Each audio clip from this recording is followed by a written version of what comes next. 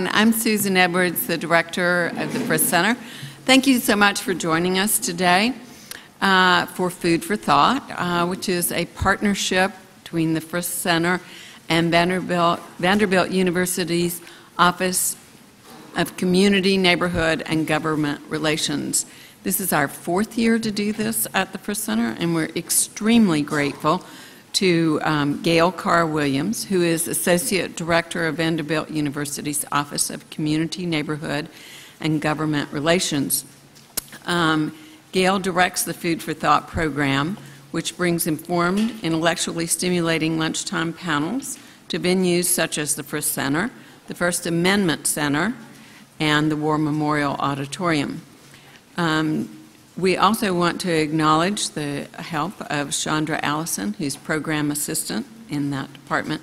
They both work very hard at pulling these events together for us. Gail is also a member of the Board of Trustees here at the Frist Center, and she chairs the Education Council, and so she knows a lot about what's going on. We're very, very grateful for all that she does for us. Much that she brings to us from the university helps us with insight on how to elevate the planning for Food for Thought, and we thank her.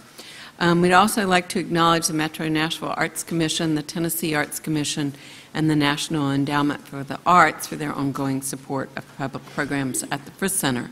Today our panel will discuss the topic of World War I and American art, speaking particularly to the contributions that African Americans made to the war effort, and some discussion of the aftermath as well. We are joined today with panelist Jamal Sheets, who is director of Fisk University Art Galleries. He's a member of the art faculty at Fisk University and a practicing artist. He is a native of Brentwood, Tennessee. After receiving a bachelor's degree in art from Fisk University in 2002, in 2011, he received a master's degree from Fine Art in the Studio Art from Tufts University and the School of Museum of Fine Arts, Boston, where he was awarded the honor of being the School of Museum of Fine Arts, a postgraduate teaching fellow. So we're very glad he's back in Nashville. And we also are joined by Rebecca Vanderbilt, who earned her undergraduate degree from Harvard College and her PhD from Duke University. She teaches at Vanderbilt University in the Department of the History of Art. She teaches modern, contemporary African American and African art and visual culture. Her research focuses on 20th century black women artists and African American engagements with Africa. She is also affiliated faculty member with the programs of American Studies and African American and Diaspora Studies at Vanderbilt. Moderator today is a familiar face to all of us here at the Frist Center, our own Jenny Sankson, who is Curator of Interpretation of the Frist. Please join me in welcoming our panelists, and thank you very much for what's going to be a very stimulating program. Thank you so much, Susan, for that very kind introduction, and thank you all for being here on this rainy day. We appreciate you braving Nashville traffic to get here, and we're hopefully going to have a wonderful discussion for you focused on African American artists and the Great War. So I want to thank our panelists for being here. Thank you, Rebecca and Jamal, for participating and for lending your brains to this very important topic. We're really glad we have room for this discussion. Thank you again to Vanderbilt for supporting this program and partnering with us. So my job is an easy one. I get to set up the history that we're going to be talking about. So this exhibition, World War I in American Art, is timed to coincide with the centenary of the United States entry into the First World War. And the exhibition takes an expansive look at America's wartime visual culture through the works of more than 70 artists. Known as the Great War because of its unprecedented scale, World War I began after a Serbian nationalist assassinated the heir to the Austro-Hungarian throne, Archduke Franz Ferdinand in 1914. And alliances gradually drew across all of the major European powers and eventually across the entire globe. The United States remained neutral until 1917, when it joined forces with the Allies, which were Britain, France, Italy, Serbia, and Russia, fighting against Austria-Hungary and Germany, amongst others. And the American military proved decisive in helping the Allies win the conflict, and peace came on November 11th, 1918. So even though the United States was involved with fighting for a relatively short period of time, the war set into motion political and cultural changes that are still with us today. And the political ramifications of the war have been given a great deal of attention, but the visual culture is a bit understudied. This is the first exhibition to really focus in on this topic and give attention to the impact that the war had on American artists. For a long time, it was dismissed as kind of a blip in the radar. Art historian Milton Brown called World War I an interlude in the art world, which if you walk through the exhibition, you can see that that's not quite the case.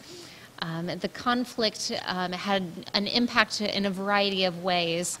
Artists such as Childe Hassam on the left stayed at home and responded to the war with patriotic works that really helped galvanize the population behind this cause. James Montgomery Flagg in his famous I Want You for the U.S. Army is an example of a propagandistic work of art that was to encourage enlistment after the conflict had really gotten underway and the U.S. was starting to be involved. And then you also had soldier artists such as Claggett Wilson, which you can see to the far right of the screen, who responded to the work based on his personal experiences and the horrors that he saw. So we have a variety of different expressions, but today we're going to hone in on African American artists. And the theme of this lecture series is Changing the World. So we are going to explore how World War I changed the lives and work of African American artists. And we're going to be discussing both artists whose works appear in this exhibition, artists who are in the collection of Fisk University, and also looking broadly to other collections. So to start off our discussion, Rebecca, as a specialist of modern and contemporary African American art, what was the landscape like for artists before the war began? Sure. Well, welcome, and thank you again for inviting me to participate. I think it's really important that we understand that the landscape for African American artists before the onset of World War I looked drastically different than their white counterparts. So up until 1865 and the end of slavery, African American artistic production did not fall into the traditional categories of the fine arts. So instead of painters and sculptors, we had a number of largely undocumented now craftsmen, quilters, silversmiths, and blacksmiths. And so up until the Reconstruction era, African American artists African Americans under slavery were not given access to the same types of artistic training or freedom of movement within the United States to pursue artistic training.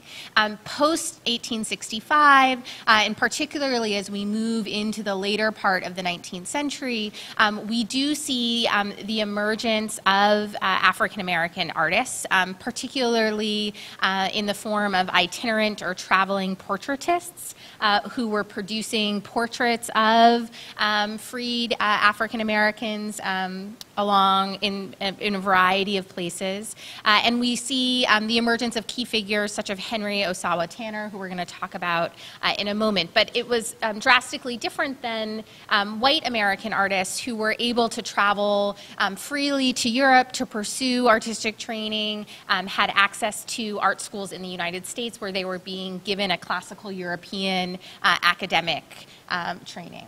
So that's sort of the lay of the land leading up to the end of the 19th century. And then do we want to look at some of the Tanners? So this is probably, how many of you have seen this painting or a reproduction of this painting before? Some of you. This is Henry Osawa Tanner's The Banjo Lesson from 1893. Tanner, for those of you who may be unaware, was a Pennsylvania-based artist who eventually moves to France in 1891. So he is training, and we can talk a little bit, Jamal and I, about some of his training in Philadelphia at the Philadelphia Academy of Fine Arts, which is the institution that originated this exhibition. But do you want to talk a little bit about Tanner? I guess I can chime in just a little bit. Tanner's probably one of my favorite artists for a few reasons. One, but thinking about his training, he studied with Thomas Eakins.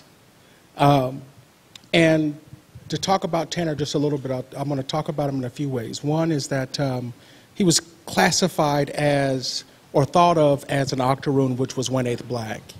And there's some scholars say that he may have been passing when he initially tried to get into school to study. He did experience some adversity while there.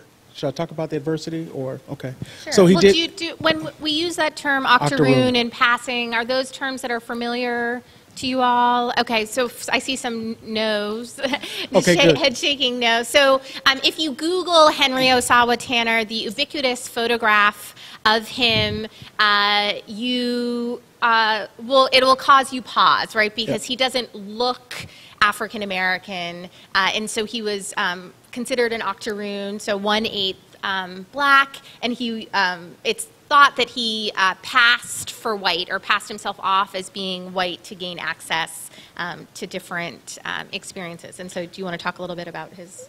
I can talk about that. Well, I can talk about both, but also he was a son of a Methodist preacher, and you'll see that influence later on in his work. But during the course of his training, it was said that he would be the first to leave, the first to come and the first to leave. And so one night he was in the studio, and they called him there, and they took him down to the city, tied him to his easel, and left him there. He experienced a great deal of racism throughout his career, and it wasn't just from white Americans, it was also from African Americans as well. There was a gentleman by the name of W.E.B. Du Bois that said that he was our national treasure and that we should support him. Again, racially, he was a difficult figure. And so, can we go to the next slide?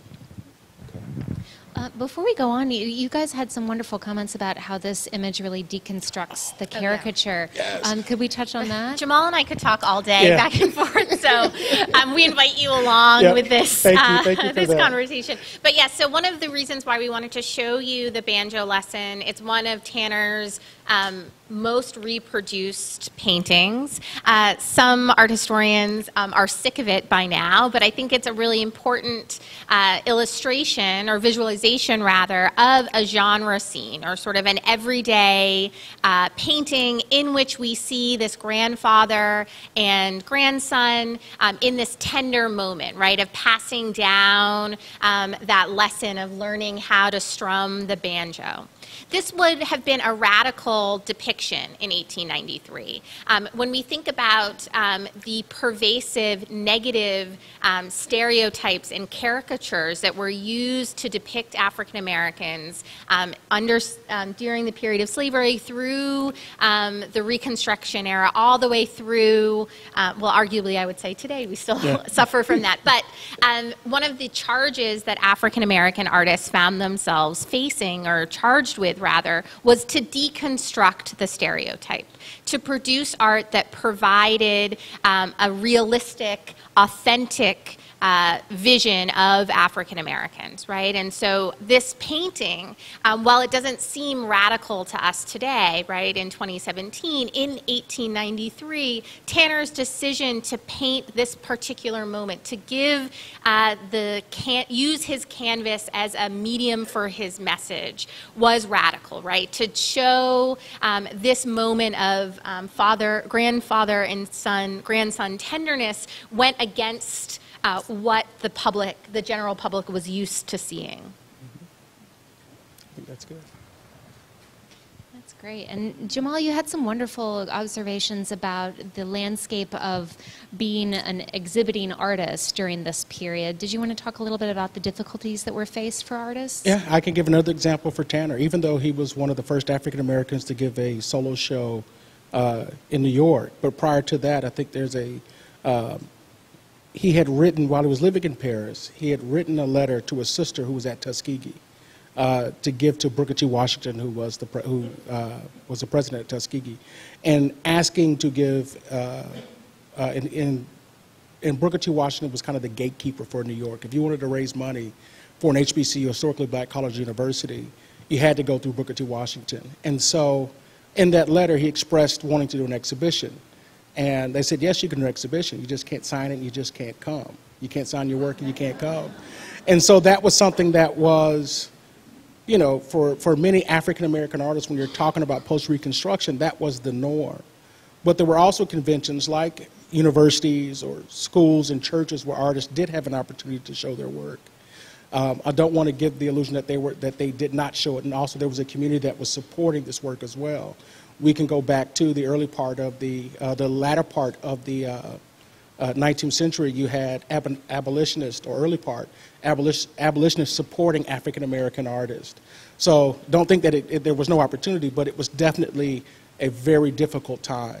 This particular piece is one of my favorites because it's in our collection. Yep, I have to say it, and it's actually on view right now, which is a rare treat, and it's entitled "The Three Marys." One reason, and when I think about art, I think about how it relates to artists to a certain degree, and so when I look at this piece and I begin to think about Tanner as that artist that really was the first to, as I would tell my students, he would be the Steph Curry or LeBron James of the international art world. He was a big deal. Yeah. And so he inspired artists like Aaron Douglas and many others.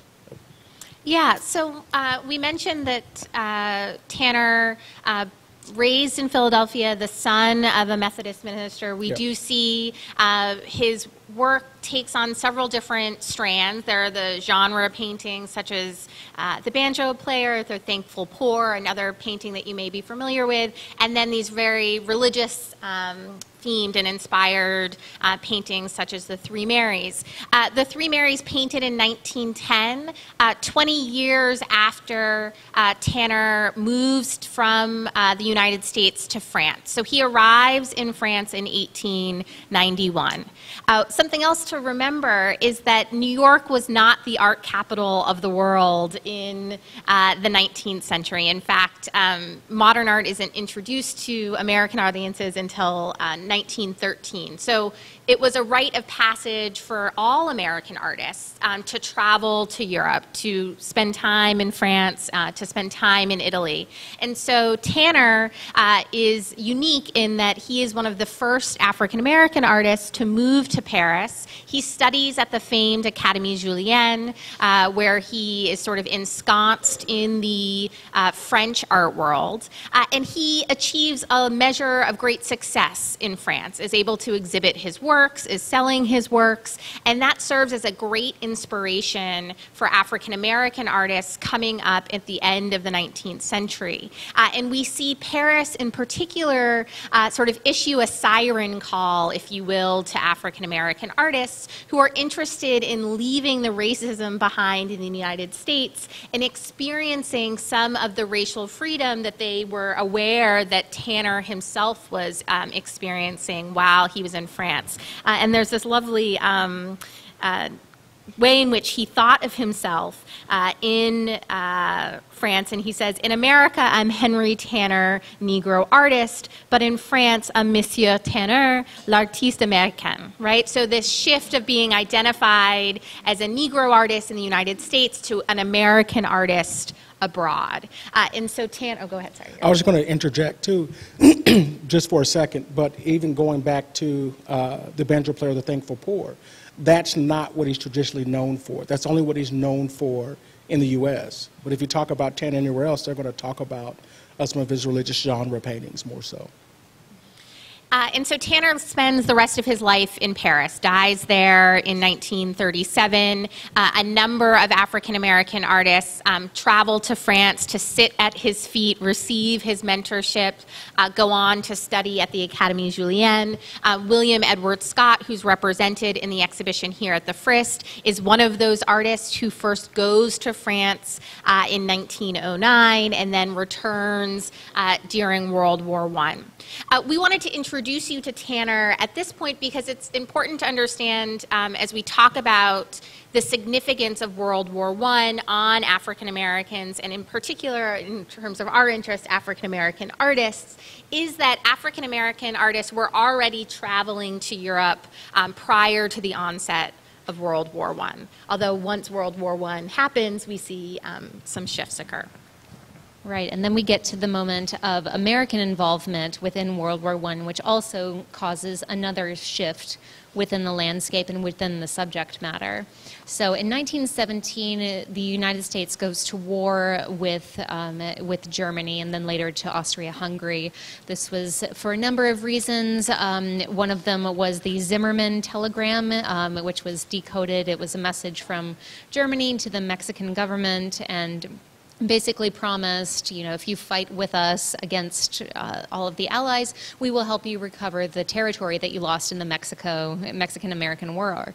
So it was a very palpable threat to the U.S. to have potential enemies so close to home. So the United States declared war in 1917, and the United States immediately began to mobilize, both encouraging enlistment and civilian support, and this also caused the war to become a major presence within American art. So let's talk about the crisis for a moment and what was going on the home front. I know it's so difficult to put ourselves in the shoes of African Americans in 1917, but could you talk a little bit about what messages were being sent to them and what they were being encouraged to do at the time? Sure. So we know that around 350,000 African Americans served in the U.S. Army during World War I. One of the sort of inherent contradictions is in that act of service of being sent abroad to fight on behalf of the United States in World War I, and that these soldiers were sent abroad experiencing the horrors of combat, also being introduced to European societies at the same moment that they were not considered fully citizens of the United States, right? And so that's that weird moment in which you're being asked to put your life on the line for a country that fully doesn't fully recognize you. And so we see, you know, these 350 African-American soldiers sent off to war, and their experiences begin to be covered in popular black publications of the era. So on screen here is an illustration from The Crisis, which was a publication that began circulation in 1910, the official publication of the NAACP, edited by W.E.B. Du Bois. And at the time that the United States entered into World War I, this particular publication had a circulation of around 74,000. At the height, at the end of World War I, its circulation was 100,000. That was higher than mainstream publications such as The Nation. So just to give you a sense of the readership of The Crisis, it was aimed at African American audiences, and we see a number of illustrations and writings published in The Crisis during the World War I period, aimed at elucidating what the experiences were for African American soldiers. And W.E.B. Du Bois used it as an opportunity to voice some of his salient opinions about sort of that return home, what happens to African Americans when they return home. Did you want to say anything? Okay. And this is a William Edward Scott piece. Do we want to talk about him? Well, I can talk about William E. Scott a little bit. William E. Scott is also one of these artists that we have in our collection. I'm really excited that he's a part of the show World War I, The Great Migration at Fisk. In our collection, we have a few works. One would be of the Haitian market, which was funded by the Rosenwald Fund, which was founded right after World War I. And the Rosenwald Fund established small one-room schools throughout the U.S. I think it was 5,000 schools that they built post-World War I. But also we have two portraits of the Jubilee Singers, one in front of the Queen and then one with them sitting. And so we're super excited to have that work in our collection. So. And this work is on display. We have a facsimile on display within the exhibition. So if you're curious as to hearing more about this particular piece and the crisis, it is covered in our audio tour and our interpretive text. Yeah, and William Edward Scott, as I mentioned, was an African-American artist who had traveled to France prior to the onset of World War I. He's there in 1909. He meets with Henry Ossawa Tanner. He is experiencing all the wonders that Paris has to offer. And then he goes back in 1914 and does a series of illustrations focusing specifically on the experience of the African-American soldier. And those illustrations, such as the one we see here, are published, reproduced in Crisis. So again, this is pre-television, pre-Google, and so these illustrations really provided a window for the public to gain access. And here we see, this is sort of War, the Grim Emancipation, which is a pretty salient commentary on sort of the lack of emancipatory effects of the war. So, but Scott becomes an important figure in terms of documenting those experiences and then his connections, not only to Tanner but to the crisis as well. I would also just add that he also went to Art Institute of Chicago, so I think it's important to mention that note. And another name that coming up again and again as we were getting ready for this panel discussion was Horace Pippin, who has 3 original artworks in the exhibition in our neighboring galleries, as well as a reproduction of a very fragile wartime memoir that you can see projected here. So can we take a moment to discuss Pippin's contribution as an artist to the field?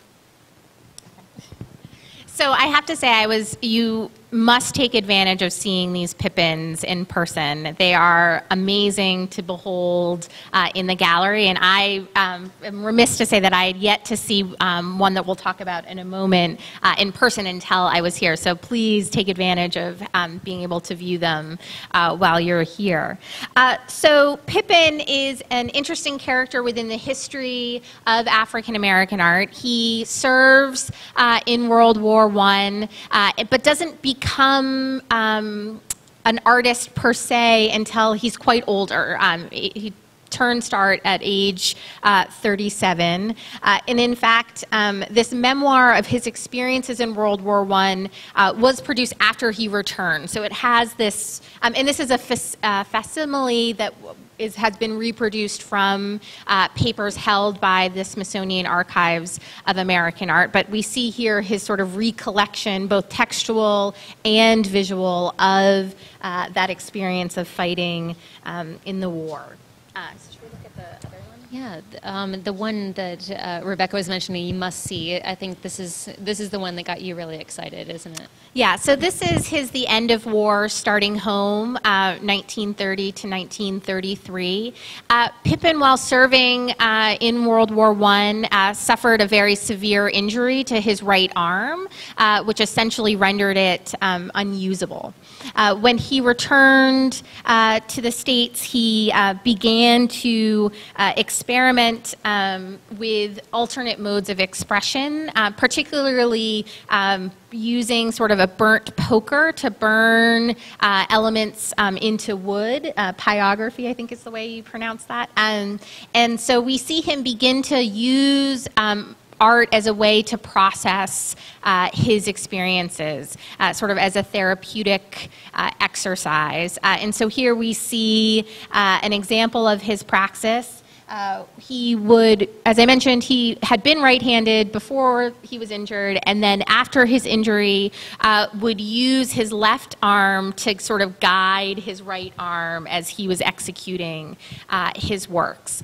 He's largely considered to be what we refer to as a self-taught artist, in that he did not receive sort of formal artistic training. That has impacted his reception within the field of African American and American art history.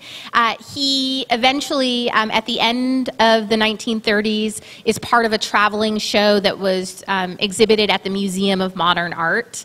So this is a moment in which we see a celebration of the self-taught artists. Some of you may be familiar with Nashville's very own William Edmondson, who was the first African-American artist to have a solo show at the Museum of Modern Art in 1937. So Pippin is coming of age at this moment in using his paintings and his sort of, here it's more of a collage painting where he's added sort of the grenades and helmets that we can see on the exterior of the frame. You know, one thing that we talked about earlier about looking at Pippin's work, and if we go to the next slide, maybe a better example. But we were talking earlier about Romare Bearden and how you see this kind of language coming out of this work. And so I think it's important just to point that out where it almost feels as if it's a collage. And this one, we remarked upon the date of this work. If anyone has trouble seeing, this is called The Barracks, and it dates to 1945. And that might surprise a lot of people, you know, why is he revisiting this subject so many years after this, his experience has passed. But did you guys want to talk about what was happening and why he might have come back to this subject matter in the 40s? Absolutely. And so thinking about it as from an artist perspective, I was speaking to a group of artists and curators a few weeks ago, and they were talking about the trauma of now and how are artists coping with it and dealing with it. Well, it takes time to really process. And so we're looking here, he's reflecting back, and same thing with the journal. He's reflecting back to his time overseas and then starting to reincorporate that and thinking about ways how to talk about it or to share it. And we see that represented there. And this is probably a clearer distinction of that kind of layering that we talked about earlier, looking at Bearden. And then also what you talked about earlier, speaking about Tanner, about what artists are doing, deconstructing that caricature. And so you're seeing these kind of mundane things, these kind of, you know, just sitting in the barracks. And that's something that, you know, again, we're deconstructing the caricature and saying this is how we actually live and not the stereotypes. It's a very humanizing image, isn't it? Just of this quiet moment. Yeah, and we had been speaking, so this is in the collection of the Phillips collection in Washington, D.C., which also owns half of the Jacob Lawrence Migration Series panels, which some of you may be familiar with, which were produced in 1940, 1941. So, you know, this Pippin is sort of a genre scene executed in his quote-unquote naive style, in that we see, you know, the figures aren't sort of fully modeled. It has that air of, it's an oil on canvas, but almost looks like it could be a tempera on canvas in terms of the finish.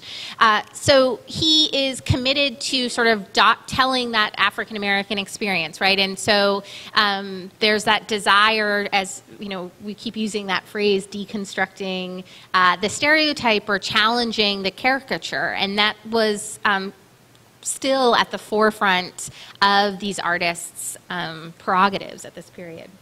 And then some artists did it different ways. And so I can't help but to think about going back to William E. Scott and his training, and then comparing him to an artist like Aaron Douglas, who was constantly reaching back to the continent and pulling some of these silhouettes or some of these other objects, whereas Pippin or even Scott, I mean, I would say Scott did not. He was more classically and traditionally trained.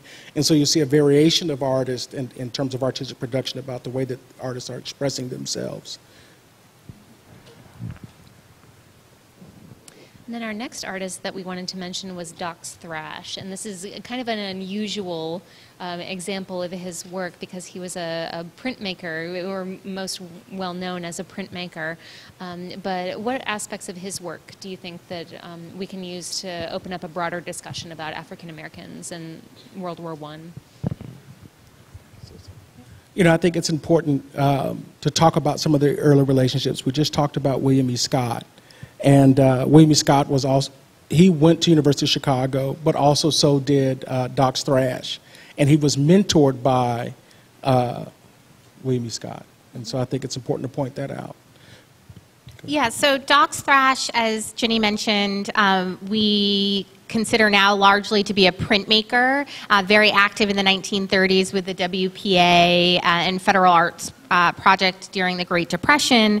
But he, in fact, had his artistic training predates the onset of the Depression, and looking into his biography, so he's born in the South, and so when we think about movement, and we're going to talk a little bit more about this, but we have not only the movement of African Americans from the U.S. abroad, but at the same time there's a movement of African Americans from the rural South to northern urban industrialized centers, and Jamal's going to talk a little bit more about that period that we know as the Great Migration. But Doc's Thrash leaves home very young.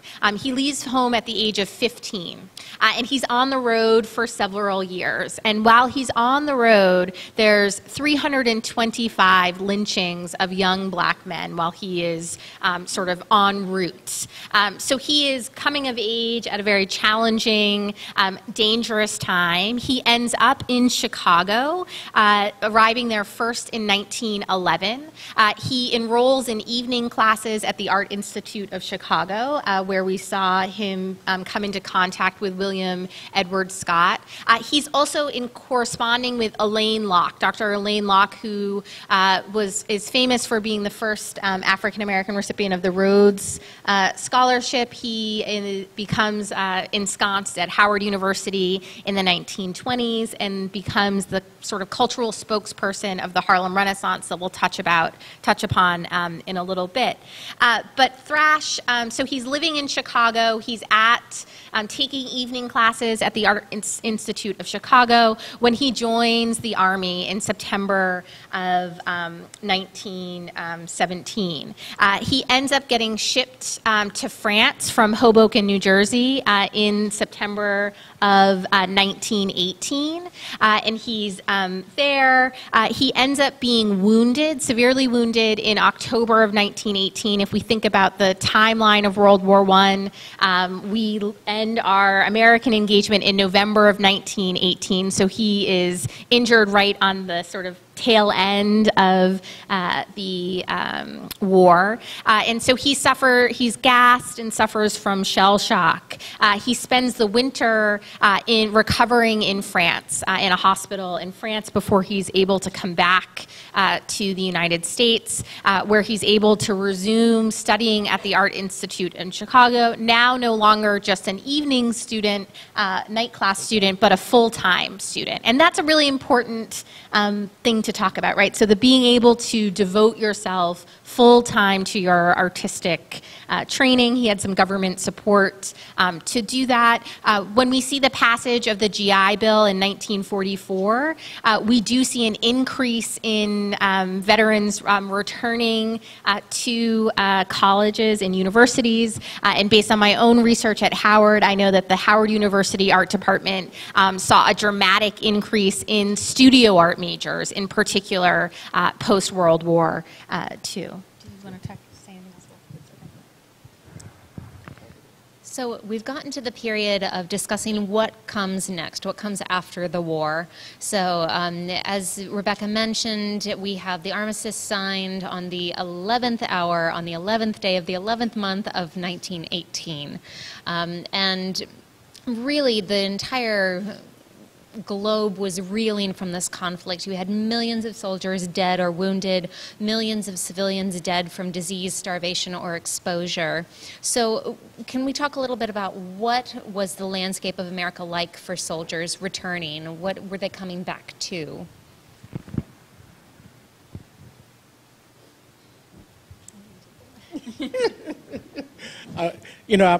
That's always kind of an interesting question to kind of tackle and to think about. We were talking earlier about a soldier that came back in Georgia. First name was Wilbur. I can't think of his last name. And when he came back to the U.S., he got off the train. He had his uniform on, and they required a group of gentlemen came up to him and said, "You got to take it off. Take your clothes off." And so he ended up having to strip. And he wore his uniform again out in public, and they threatened. They told him, said, "Don't wear your uniform again. Don't put it back on." And when he put his uniform back on and went out in public, they lynched him. And so, and that was in a small town in Georgia. And so we can't say that the welcome was great, just to say the least. But when you think about what was going on during the World War and post-World War, the South, you had a boll weevil or some kind of epidemic that killed the cotton crops. And so then also during World War I, you had all the industrialization and all those jobs in the North. And so you saw mass migration of people to fill those jobs, one for the war effort, but then also the country was changing. And so that started to provide some racial tension that was going on. And so you had these trained soldiers that had been celebrated overseas, and they were not when they came back, many of which. And I don't think that we mentioned this, but the treatment of African American soldiers in France was quite good from the French government. They were honored with several Legion of Honor awards, and they were really treated as full participants in this conflict. So then coming back, it must have been jarring for the soldiers to then face again rampant segregation and discrimination. Absolutely, and I think we talked about earlier about or in preparation for this, we talked about how they were pamphlets that were disseminated that talked about how do you treat African-American soldiers. One other thing that we didn't talk about, maybe we did, was Tanner, and that he volunteered for the Red Cross while he was there. You can. Yeah, so Tanner, when World War I starts, joins the Red Cross and is eventually given, I think, a Legion of Honor medal by the French government afterwards for his service. And so we see, and I think, should we move to the Vanderzee photos? Yes, so we do see a number of African American servicemen honored, right, returning as decorated war heroes, but returning to a country that is troubled, that is not sure how to handle them, in that tension that that Jamal was mentioning, percolates and eventually boils over in the summer of 1919, and we'll talk a little bit about the race riots that occur during that summer. But on screen here are two photographs taken by famed Harlem Renaissance photographer James Vanderzee. A side note that Jamal and I had talked about, that if any of you ever use Everything But the House, the online estate sale website, two Vanderzees went up for sale out of Nashville a few weeks ago, and we realized that we had been bidding against each other for them. We did not get them. We did not get them. So, but he knows who did. So I did not end up with them. But Vanderzee was known for his studio photography. It's also important to recognize that these photographs, we are consuming them today in the context of a fine arts museum. At the time of production, these were not considered sort of fine arts photographs. Rather, no different than some of you might have, your holiday card sessions coming up with your photographer that you're paying to have these images taken. This was very similar. Vanderzee had a popular Harlem area studio replete with props and etc.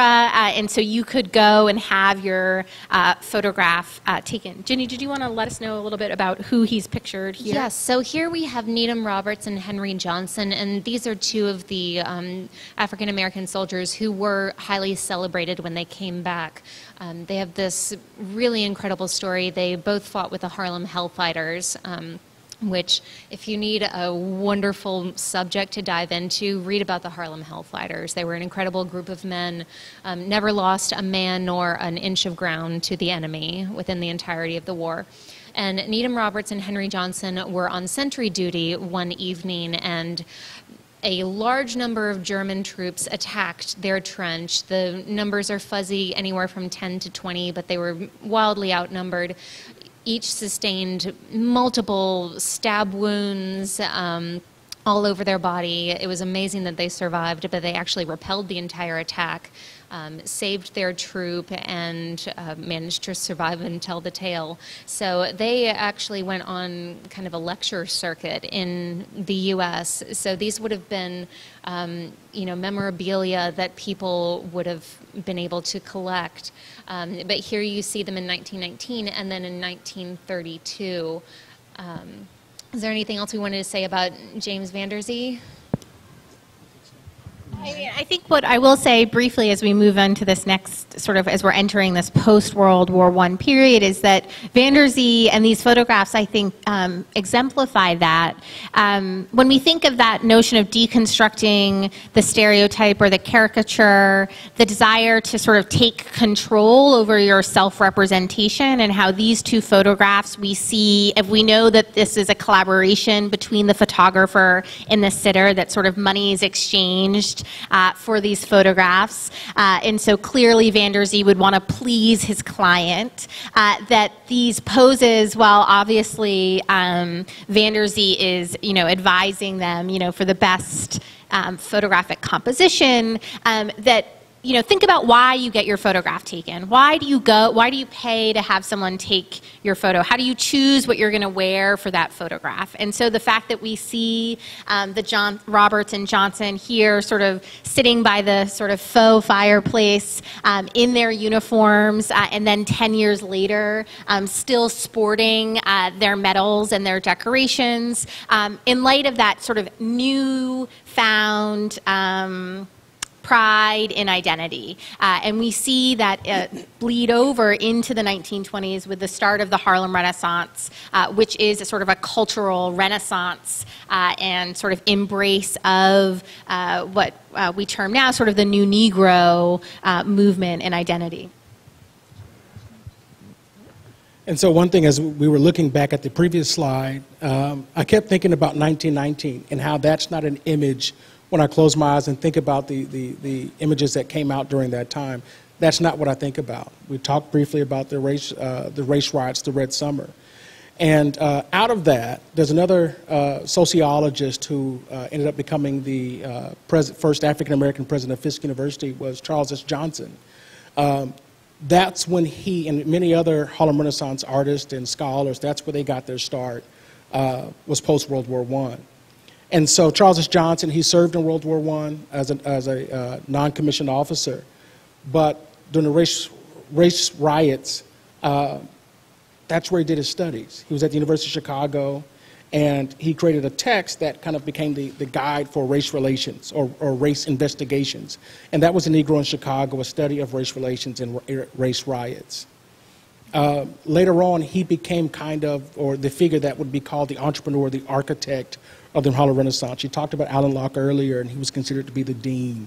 So you start to see some of these roles as they're shaping this movement moving forward.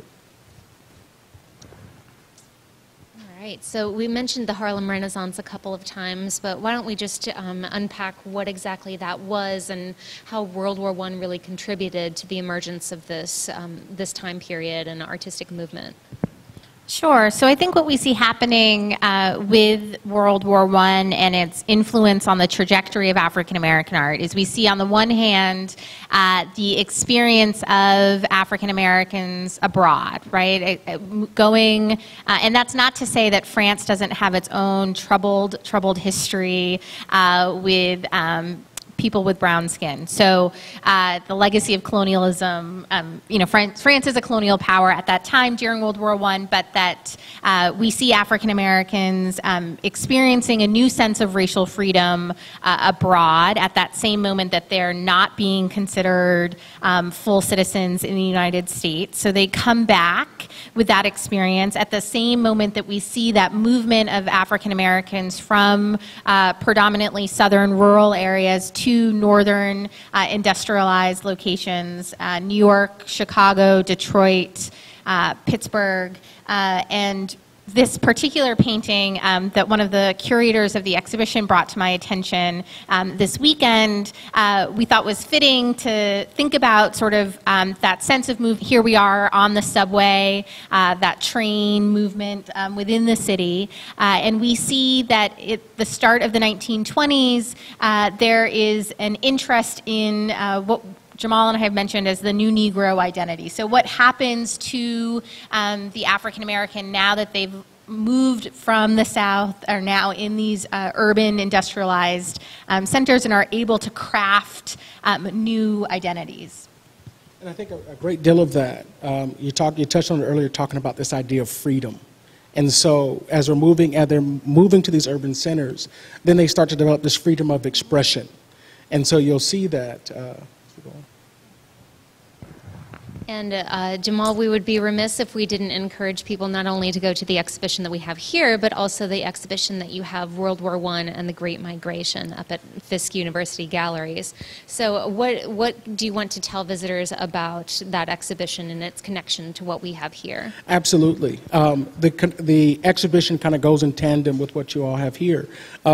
It's called World War I, the Great Migration. And so we're looking at artists like Malvin Gray Johnson, who would not necessarily be considered a part of this time period, but he leaves Virginia in 1918, shortly after the war. It also has William E. Scott in it, Albert E. Smith, who also served in World War I, and several other artists. And so what we're looking at is World War I, but then 6 million African Americans moving to, as you said, New York, Chicago, Cleveland, and then westward. And then in that, and we keep talking about it, I almost feel like I'm on repeat talking about deconstructing the caricature, because what you'll see is everyday life. You'll see a soldier. You will see, I'll rewind just a little bit. We also have Tanner, but then also we look at Reconstruction too. So it's kind of creating this timeline as you go through the exhibition. We'll have a Maggie Porter portrait that was done in the 1890s, who was a Jubilee singer. And talking about kind of revisiting what we think we know, Rebecca, you commented that this exhibition probably wouldn't have looked the same if it had been put together 10, 15 years ago. Can you explain what makes this exhibition at this time period special? Yeah, so one of the things that we've seen happen over the last 10 to 15 years is sort of a reshaping of the canon of American art, right? Where it is amazing to see several African-American artists included in this particular exhibition, whereas, 10 to 15 years ago, you may have seen a gallery label that included a statistic about African-American soldiers serving in World War I, but their voices wouldn't have been given a platform within the exhibition itself. So this particular exhibition is sort of elucidating and I think opening up new avenues of scholarship in really unique ways, right, in which people, hopefully, as all exhibitions do, sort of allow us to think more broadly about a topic and a particular set of artists and leads to more research, right? And so hopefully this show, which is fantastic, and I hope you all spend a lot of time there, and then also head over to Fisk to see the excellent presentation that Jamal and his staff have put together to really sort of understand the context a little bit more. That's great. Well, thank you both so much for your participation in this and for sharing your thoughts. We would love to take some questions from the audience. And we've got a microphone that my colleague Megan is going to be running. So if you would raise your hand if you have a question, then everyone can hear your question. It looks like we've got one right up here.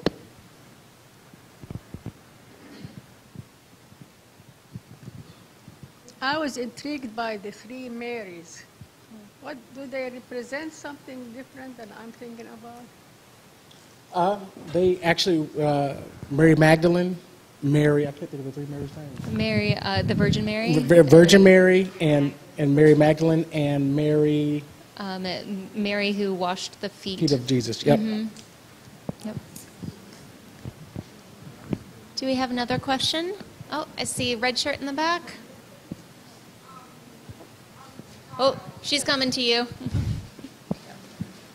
I used to play hooky in Chicago and go to the Art Institute. I was curious about you mentioning that some of these artists actually were trained at the Art Institute. Was that unusual for African American artists that early to Well, get that's a that kind great of training? question. Jamal, did you want to comment to that? That's, I can't necessarily say I can answer that question, but I can tell you that the Art Institute of Chicago has probably trained more African American artists than any other institution, period. Yeah. Oh, Where was the crisis published out of? that is. I was hoping no one was going to ask a real factual question here, right? I believe it was published out of New York, but that's easily, Google can be your friend in that regard. There's been a lot of stuff on Crisis. So Crisis began publication in 1910. The other prominent, and so we can talk about the Crisis in terms of race journalism. And so it was a magazine, but there was a lot of coverage of African American involvement in World War I in publications like the Chicago Defender. We have Opportunity magazine, published by the Negro Urban League, which begins publication, I think, a little bit later, maybe 1914.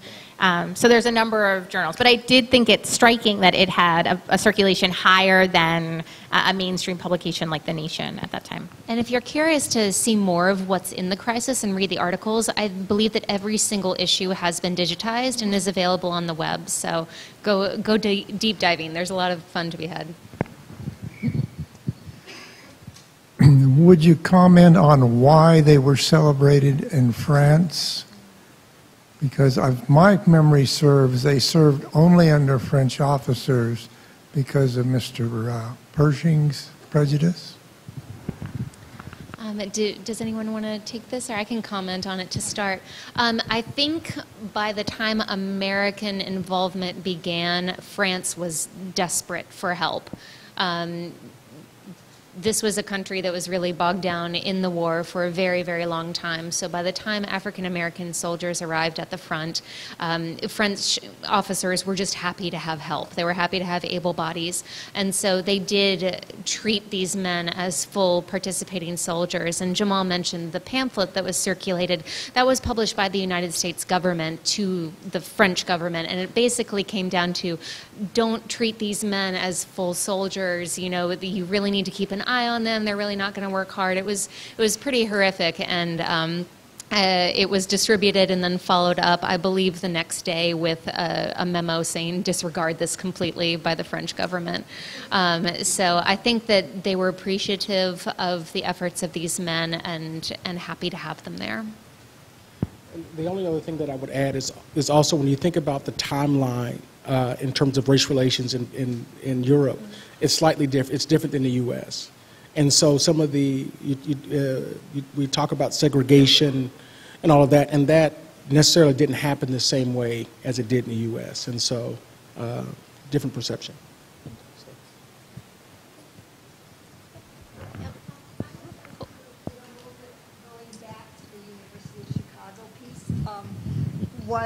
Thank you.